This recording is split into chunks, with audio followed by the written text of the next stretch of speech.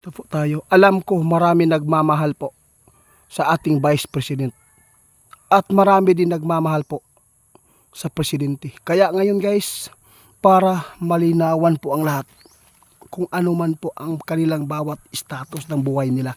Kung masaya po pa sila na nakaupo sa Senado. Kaya ito ang ipapaabot po ng ating kaibigan guys. Maraming mga tao na nagmamahal po sa bawat isa sa kanila. Maraming kumakampi sa bawat isa sa kanila. Kaya nandito tayo guys para malaman po ninyo kung bakit maraming hindi nakakagusto kay PBBM.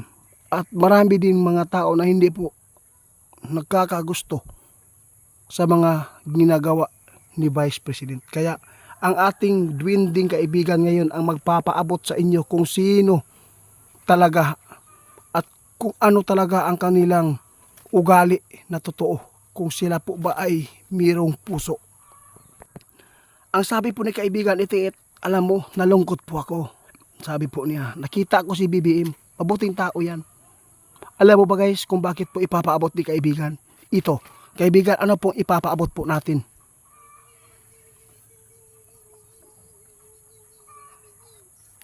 Sabi po ni sabi po ni Tatay Soto, napaka lungkot po ang buhay ni BBM, no?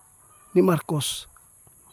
Dahil po sa kanyang pagkakaupo po sa pagka-presidente. Alam mo ba kung bakit?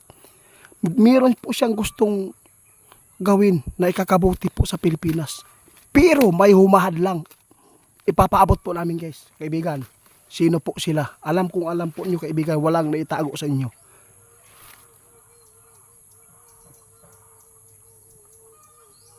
Alam mo ba guys, sa pangalan na si PBBM, pangalan po niya sa Pilipinas, siya po ang presidente. Alam mo ba?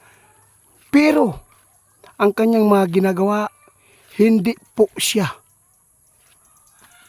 ang nagmamanage, kundi merong tao.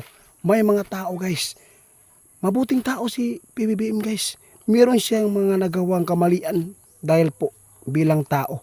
Sa totoo lang guys, nahirapan po si presidente po natin ngayon tungkol po sa kanyang kalagayan. Pwede po natin sabihin kaibigan, yung tunay na kung sino po yung mga tao, mga traidor na ginamit po ang kanyang pagka-presidente ngayon. Parang hindi siya presidente kasi mayroong nagre-rinda sa kanya. Sino po siya kaibigan? Nabanggit na po daw yan guys ng mga Duterte, no? Kung sino sila. Number 1 na po yan si at saka yung isa niyang ang hirap lang po dito guys, hindi makagalaw. Hindi makagalaw si PBBM kasi po mayroong humawak sa kanya. Mayroong nagre-rinda, mayroong nagdadala kung ano man ang kanyang gustong ipaabot sa madla dito sa atin. Hindi niya matuman. Kaya kung gusto po niya na itulungan yung mga tao, na kaya po niya na maging 20 ang kilo ng bigas. Pero hinahadlangan po siya. Kayo na lang po manood doon guys, ayaw ko na lang sabihin po. Baka ano pang masabi po niyo sa amin. Kaibigan, di ko na lang sasabihin ito. Okay lang po pa, sabihin na lang natin. Alam mo guys, sabi po ni kaibigan, number 1 na po ang kanyang asawa, no? Siya po talaga ang nagmamanage. Number 1. At saka yung pangalawa po doon, si Romualdez, siya po talaga yung mabuting tao si BBM. Meron po siyang gustong tulungan yung Pilipinas. Pero ngunit hindi po niya. Dahil po ay sumusunod po siya sa kagustuhan po ng kanyang asawa at saka doon sa isa. No? Hindi po ito paninira guys. Ipinapaabot lang po ng ating kaibigan na Dwindi. Hindi po sila lang.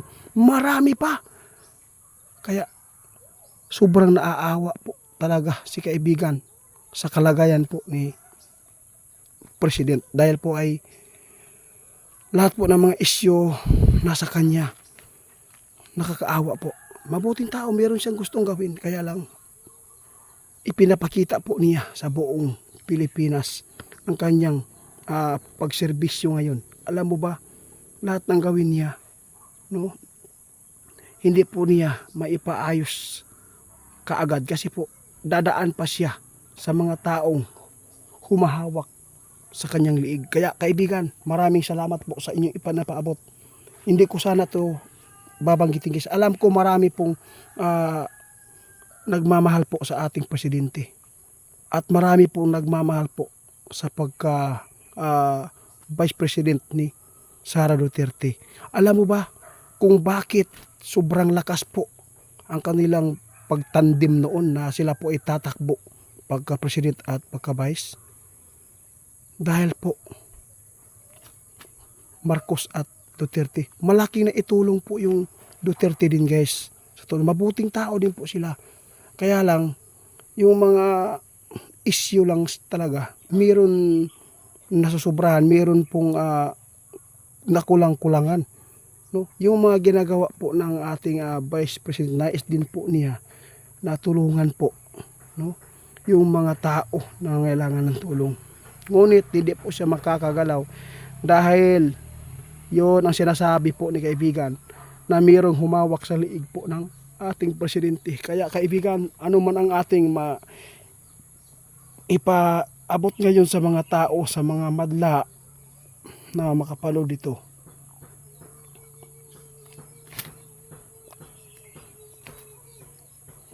Yon, sabi po ni kaibigan, isa lang ang paraan. Kung yung mga tao, kahit mayayaman, no?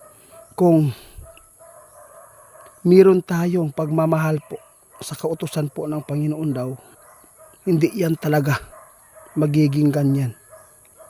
No? Ipagdasal po natin, ipagpray natin lahat ang pag-uunawaan po ng ating bansa. Dahil po, doon po tayo kumukuha po ng lakas para tayo ay maging malakas yung ating bansa sa Pilipinas. Paano na lang daw tayo, kaibigan, kung sinasabi niyo kahapon, paano na lang kung hindi magkaunawaan yung presidente natin at saka vice? Kung kung mayroong magsulong na taga ibang bansa, ano ang magagawa nila? Na mismo sila nag-aawayan na. Napakasakit po isipin. Oo. Sa lahat po ng nagpatanong sa atin tungkol po sa droga na ibinabato po kay PBBM, kung totoo po ba talaga na gumagamit siya, kung totoo po ba ay adik ang ating presidente. Abangan po ninyo ang kasunod nating pakikipag-usap kay tatay.